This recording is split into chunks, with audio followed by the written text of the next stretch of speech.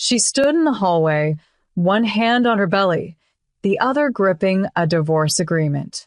Through the half-open door, she could see them. Ji-hoon, her husband, cradling Elena's pregnant belly with the same hands that once promised her forever. They were laughing. Warm. Golden. Unbothered. She heard every word. Ji-hoon told Elena not to worry, that Angelina would sign without reading the fine print. That by the time she understood what she'd lost, his company would already be built on her family's money, her family's name, her family's connections. Everything she brought into the marriage, quietly transferred out of it. Elena asked about the baby. Their baby. Ji-hoon smiled and said Angelina would figure something out. She always did. That was the moment something inside Angelina went very still. She looked down at the paper, then back at them. Then she did something neither of them expected.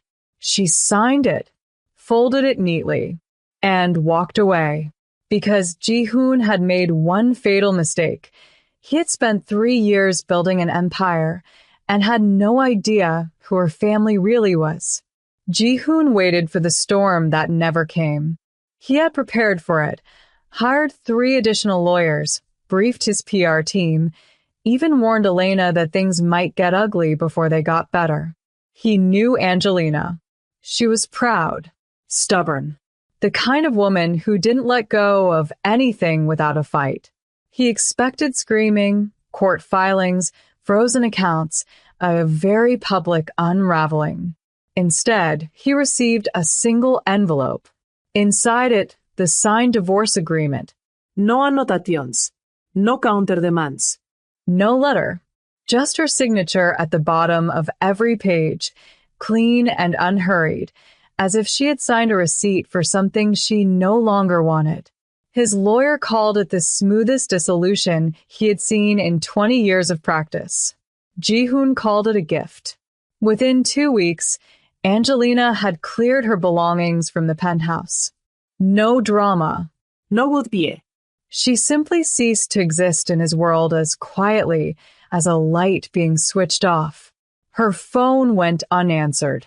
Her social circle said she had traveled abroad. No one seemed to know where.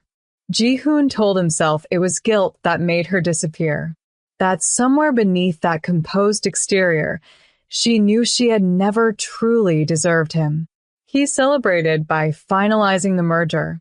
Elena's family, the Voss Group, had been circling his company for months. The deal was elegant on paper, their capital, his infrastructure, one unified empire with Ji-hoon at the center of it. He threw a dinner to mark the occasion. Champagne, crystal, a room full of people toasting his reinvention. He stood at the head of the table and felt, for the first time in years, completely free. What he did not know was that 3 floors below the restaurant, in a private meeting room he had never been invited into, 2 men in dark suits were reviewing a document of their own. A ledger. One that traced the original seed funding of Ji-hoon's company back through a series of holding entities to a single source, the Keaton Family Trust. He had always believed that money was a gift from a generous father-in-law who admired his ambition. He had never asked why there were no repayment terms, never questioned why the paperwork was structured the way it was, never wondered why a family as powerful as the Keatons had handed him so much with so little asked in return. He had been too busy feeling deserving. The merger with the Voss Group went through on a Thursday morning with handshakes and photographs. Ji-hoon framed the press coverage and hung it in his office. By Thursday evening, somewhere across the city, a woman in a quiet room received a phone call. She listened. She said very little. Then she set the phone down and looked out at the city lights with the calm expression of someone watching a clock count down. Angelina had always known the terms. Ji-hoon had simply never read them. The rumors started quietly, the way the most dangerous things always do. A name passed between boardroom tables in lowered voices. mentioned once at a charity gala by a man who immediately changed the subject, whispered by Elena's father after a phone call that left him visibly shaken. The name was Kong, and the title that followed it was not a formal one, but everyone who mattered in this city understood exactly what it meant. The Kong Syndicate had always existed at the edge of legitimate society, close enough to attend the same functions, far enough to operate without interference. They did not advertise. They did not negotiate twice. And for reasons nobody fully understood, they had recently taken a very pointed interest in the financial architecture of the city's newest corporate merger. Johannes Mercer. The first sign of trouble was subtle. A bank that had verbally committed to financing the Voss deal suddenly requested an extension. Then a second bank. Then a silent partner Elena's father had personally guaranteed pulled out with a 3-line email and no further explanation. Ji-hoon's lawyers made calls. His calls were returned slowly, if at all. By the end of the month, the elegant empire he had toasted with champagne was quietly hemorrhaging from the inside. Elena told him not to panic. Her father told him there was one solution, one meeting that could stabilize everything. There was a man, he said carefully, who had the liquidity and the influence to salvage the deal. One conversation with him, and every door that had closed would open again. His name was Kong Min-jun. And he did not come to meetings. You were brought to him. Ji-hoon spent 3 days preparing. He researched everything publicly available, which was almost nothing. He had his team compile a profile, which came back frustratingly thin. A photograph, formal and distant. A reputation built entirely on other people's fear and discretion. No weaknesses. No pressure points. No way in.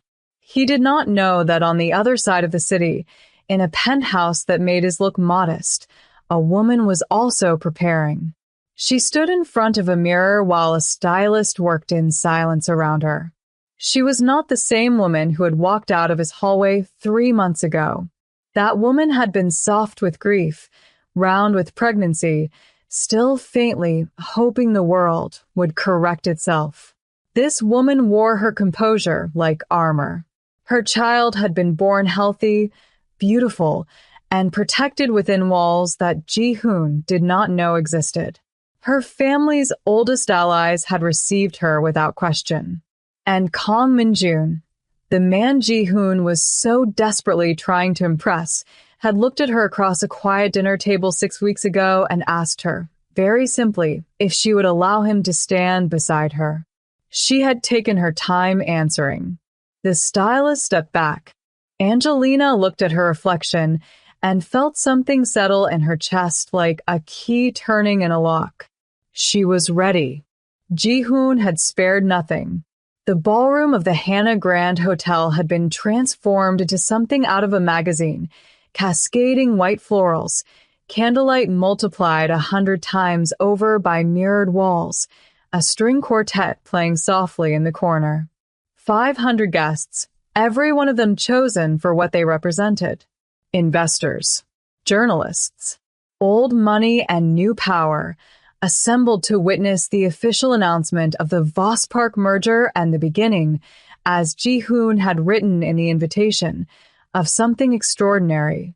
He moved through the room easily, Elena on his arm, her gown catching the light. She was radiant in the way that women are when they believe they have won. Ji-hoon shook hands and accepted congratulations and felt the room arranged around him exactly as he had always imagined it should be. He had not heard from Kong Min-jun's office in 4 days. His calls had gone unanswered. But tonight, he told himself, was not about that. Tonight was about momentum, about the appearance of certainty, which in his world was often more valuable than certainty itself. He was midway through a conversation with Elena's father when the room shifted.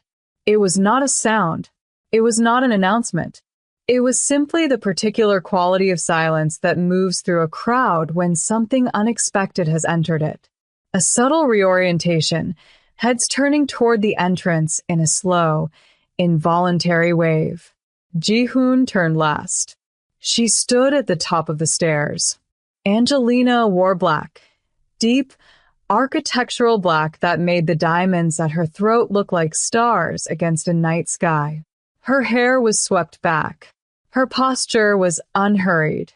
Beside her, one hand resting at the small of her back with quiet authority, stood a man that half the room recognized immediately and the other half recognized from the way the first half went still. Calm Min-jun did not look around the room the way powerful men sometimes do, checking who had noticed them. He looked only forward, composed and faintly indifferent, as though he had walked into 100 rooms like this one and found them all equally unremarkable. But it was Angelina that the room could not look away from. 3 months ago, she had been Ji-hoon's quiet, elegant wife. The woman in the background of photographs. The name on the charitable donations.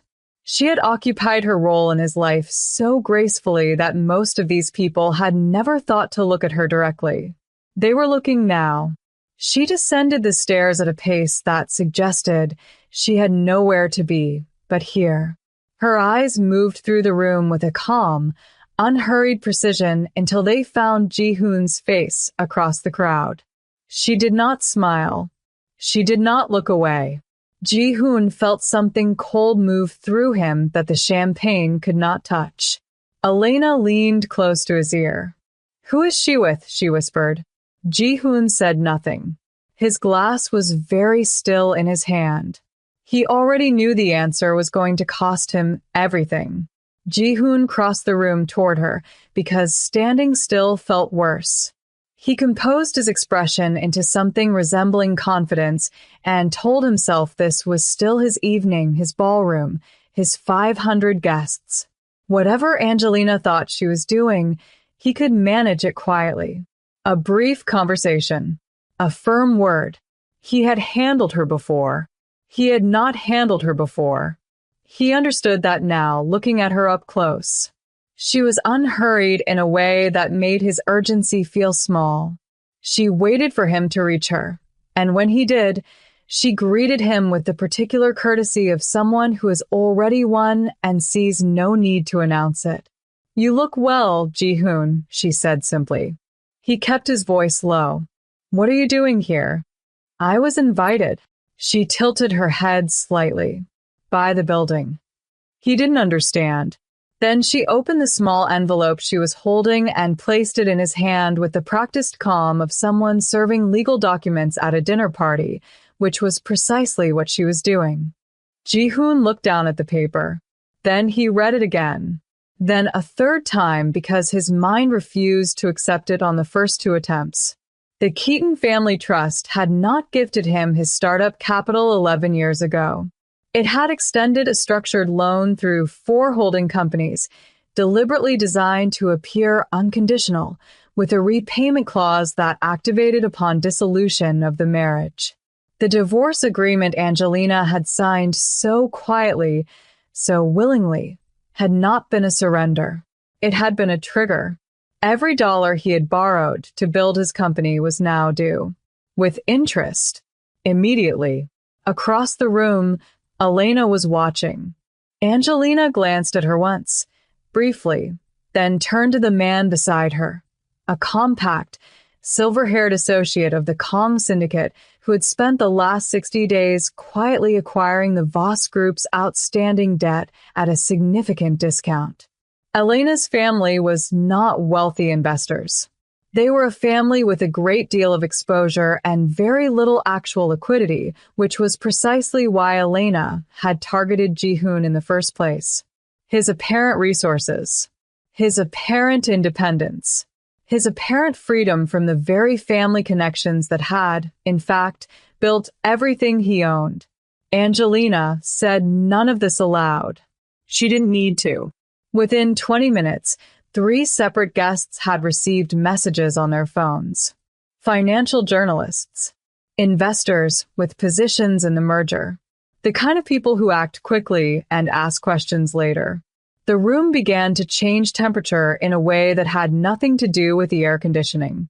Elena found her father in the corner. His face told her everything before he spoke a word. Ji-hoon stood in the center of his ballroom, holding a single sheet of paper, surrounded by 500 people and completely alone. Angelina was already walking away. It unraveled the way expensive things do, quickly and without dignity. By morning, the financial journalists had filed their stories. By afternoon, the Voss Group had issued a statement distancing itself from the merger pending a review of undisclosed liabilities. By evening, 3 board members had submitted their resignations by email, careful not to include any language that could be interpreted as loyalty to Ji-hoon's position. His lawyers called continuously. He let most of them go to voicemail. Elena came to the penthouse on the second day. Ji-hoon heard it in her voice before she finished her first sentence, that particular careful tone people use when they are constructing an exit. She spoke about timing, about the baby, about how her family needed her close right now under the circumstances. She used the word circumstances 4 times without once defining what she meant by it. Ji-hoon asked her directly if she was leaving. She said she thought some space would be healthy. He almost laughed. He had used nearly identical words to Angelina 14 months ago, standing in a different room, believing himself to be the one holding all the cards. He had not considered then that the cards could be redistributed. Elena left before dinner. She did not take everything, which somehow made it worse. The half-empty wardrobe, the absence without the finality, the slow erasure dressed up as a pause. Within the week, the asset review was complete. The Keaton Trust's claim was unambiguous and legally airtight. What remained after repayment was a company stripped to its structural skeleton, the name, the office lease, the brand that Ji-hoon had spent a decade building into something impressive. All of it worth considerably less without the capital underneath it. He sat in his office on a Friday evening, the city glittering indifferently outside his window, and understood for the first time that he had never actually built anything. He had borrowed the foundation, borrowed the connections, borrowed the credibility of a family name he had treated as a convenience, and called the result his own ambition. Across the city, in a penthouse that sat above the quiet machinery of the Kong Syndicate, Angelina stood at a floor-to-ceiling window with one hand resting on her belly and the other held gently by the man beside her. Her daughter had been born with her mother's composure and her grandfather's eyes. She slept now in the next room, unhurried and certain, the way children are when they have been born into safety. Min-jun said nothing. He simply stood beside her, present in the uncomplicated way that she had not known she was missing until she had it. Angelina looked out at the city her family had quietly shaped for 3 generations and felt something she had not expected to feel so soon. Peace. Ji-hoon had chosen another life. He had chosen poorly and quickly and without understanding what he was discarding. She had taken her time. She had chosen better. And the city, indifferent to both of them, continued turning below, knowing, as cities do, exactly who it belonged to. If you enjoyed this story, please like, comment, and share this video with your friends. Subscribe and turn on the notification bell so you never miss a powerful story drop.